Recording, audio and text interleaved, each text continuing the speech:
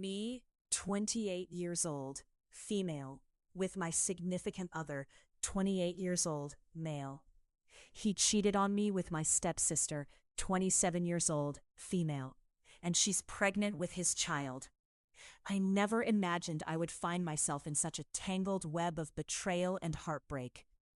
My name is Sarah, and at 28 years old, I was happily engaged to my partner, Adam, who is also 28. We had been together for 10 years, and our future seemed bright. We were planning to get married within a year, and were even talking about starting a family.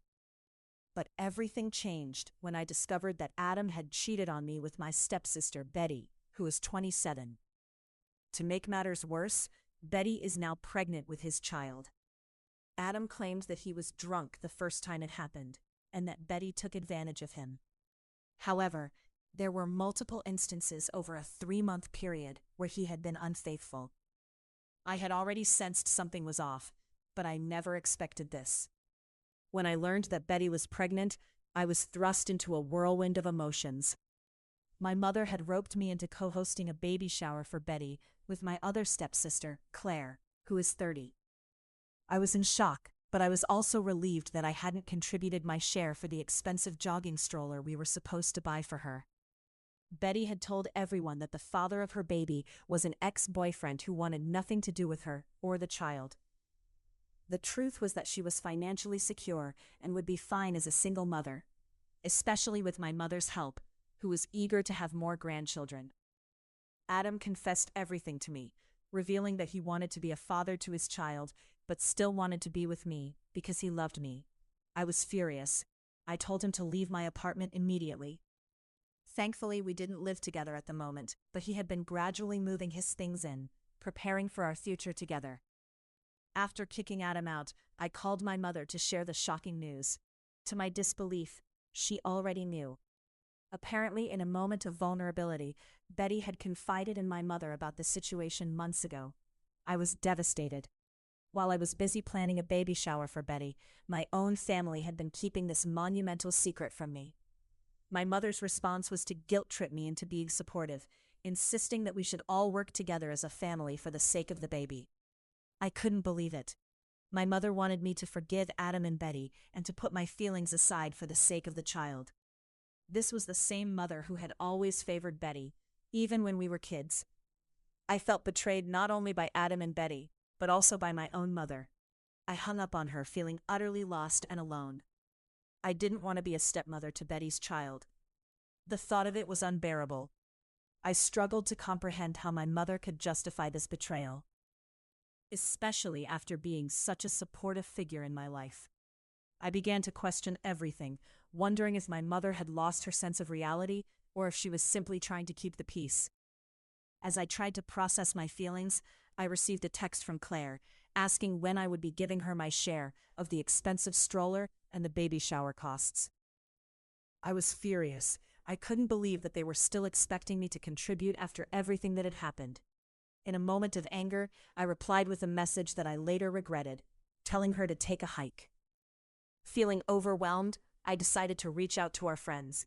I sent a mass text, revealing that Adam was the father of Betty's baby and that he had cheated on me. After being together for so long, our friends were mutual connections, and I felt the need to share the truth. I turned my phone off, bracing myself for the fallout. What if any of them took his side? I felt like my world was crumbling around me. In the midst of this chaos, I realized that I needed to take time for myself. I had to figure out what I wanted and how to move forward. The betrayal was deep, and the path ahead was uncertain. But one thing was clear. I would not let this situation define me. I had to find a way to heal and reclaim my life, no matter how difficult that journey might be. I never imagined I'd find myself in such a tangled web of betrayal and heartbreak. My name is Sarah, and I'm 28 years old. Just a few months ago, I was happily engaged to my partner, Adam, who is also 28. But everything changed when I discovered that he had cheated on me with my stepsister, Betty, who is 27. To make matters worse, she was pregnant with his child. The day I found out was a whirlwind of emotions. I was devastated, angry, and confused.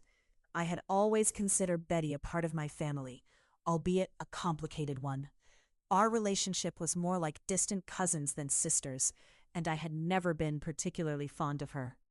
I often felt she was spoiled and entitled, while I was the one who had to deal with the consequences of her actions. As I sat there grappling with the news, I realized I needed to take action. Tomorrow, my mother would be out volunteering, and I planned to go over to their house. I had a key, and I knew my stepdad would likely let me in and return to his television. It was the perfect opportunity to gather my things.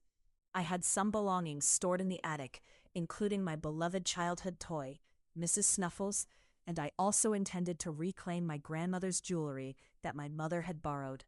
I had lent her the jewelry because I felt guilty. My grandmother had willed it to me, skipping my mother entirely. I thought it would be a nice gesture to let my mom keep it until she passed away. But now, with everything that had happened, I couldn't trust her not to give it to Betty or Claire, my other stepsister. I was determined to get my things back, and I felt justified in doing so. As I prepared for the next day, I couldn't help but think about the messages I would receive from my friends. I knew they would support me and likely cut ties with Adam. I was ready to stand my ground and reclaim my life. But then, in a moment of weakness, I sent a text to Betty that I deeply regretted. I lashed out, wishing her baby would be born with disabilities, referencing her troubled past with alcohol.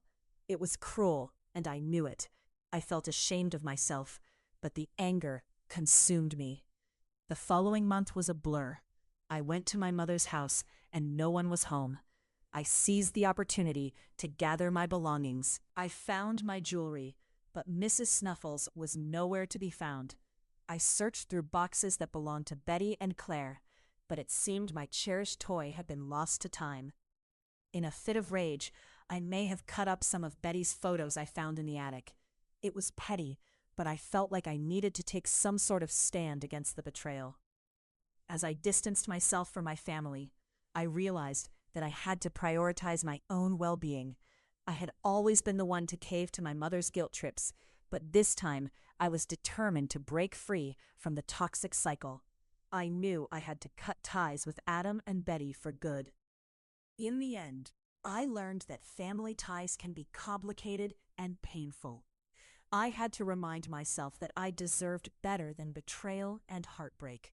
I was ready to move forward, reclaim my life, and surround myself with people who truly cared for me.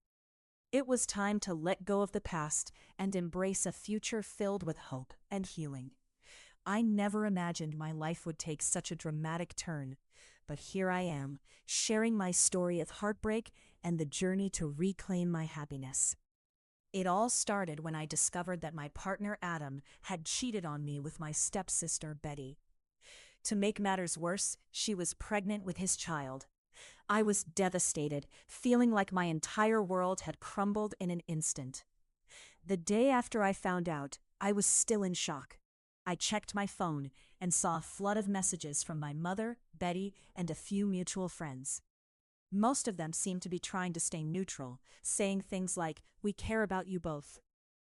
Only a couple of friends were brave enough to call Adam out for his betrayal. I later learned that Adam had confided in his best friend about the affair a week before he told me, and his friend had encouraged him to come clean. My mother, who had always been my best friend, was also caught in the middle. When I met her for lunch to discuss the situation, she expressed her distress over my decision to take my jewelry without telling her. I had taken it because I felt so hurt and betrayed. I told her she should have informed me right away that Adam was the father of Betty's baby. She claimed she didn't want to get involved, but I felt that she was choosing to protect Betty over me. As our conversation unfolded, I realized how deeply this betrayal had affected our family dynamics.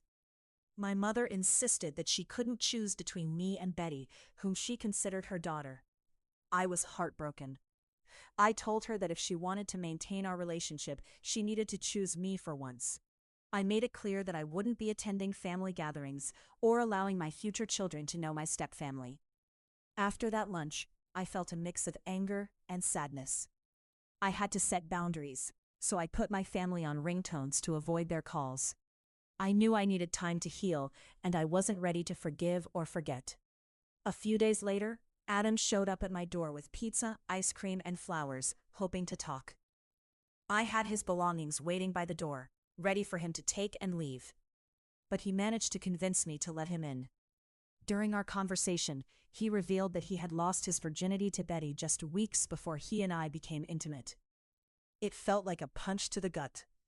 I told him that if I had known, I would have ended things long ago. Despite his apologies and declarations of love, I realized that I could not go back to a life where I would be tied to Betty. I made it clear that I wanted a life free from her influence, and that I couldn't risk being in a situation where he would have to maintain contact with her.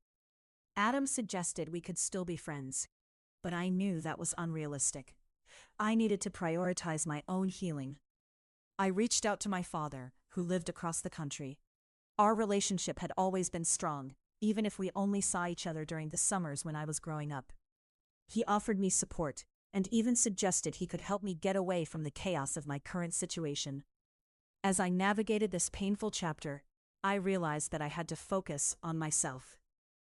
I needed to heal and redefine my life without the weight of betrayal hanging over me. It was a long road ahead, but I was determined to find my way back to happiness, one step at a time. Life can take unexpected turns, and sometimes those turns lead us down paths we never imagined. I found myself in a whirlwind of emotions when I discovered that my partner had cheated on me with my stepsister. To make matters even more complicated, she was pregnant with his child. It was a lot to process, and I knew I needed a change. After some soul-searching, I decided to take a leap of faith and move 2,000 miles away to my father's city. My dad offered me a place to stay in one of his rental houses, and I figured it was the perfect opportunity to start fresh. I had a decent amount of savings to tide me over while I looked for a new job, and I was ready to embrace this new chapter in my life. Leaving behind my old home city felt liberating. I had always dreamed of exploring new places, and now was my chance. Plus, being far away from my mom and the rest of my family would give me the space I needed to heal. I also wanted to work on my relationship with my stepmother, who had been caught in the middle of this drama. My first step would be to apologize to her when I arrived. In preparation for my move, I quit my job and spent the last few weeks relaxing, packing, and planning my new adventure. I even started seeing a therapist to help me navigate my feelings. I took some time to look at cats up for adoption in my dad's city, hoping to find a furry companion to keep me company. I also reached out to a few friends from my childhood who lived there, hoping to rekindle those connections. As I packed my belongings, I indulged in a little self-care. I treated myself to a manicure and splurged on a pair of boots I had been eyeing for ages. After all, I had held off on such luxuries for my wedding that never happened, so why not enjoy a little pampering now? I felt optimistic about the future. I was ready to embrace this new beginning, and I was grateful for the support I received from those who reached out with kind words and helpful advice. While I joked about trying to convince my stepsister to name her baby after me, deep down, I knew I was ready to move on and create a life that was truly my own. So here I am, excited for what lies ahead. I'm moving away from the past and stepping into a future filled with possibilities. Everything is going to be okay, and I can't wait to see where this journey takes me.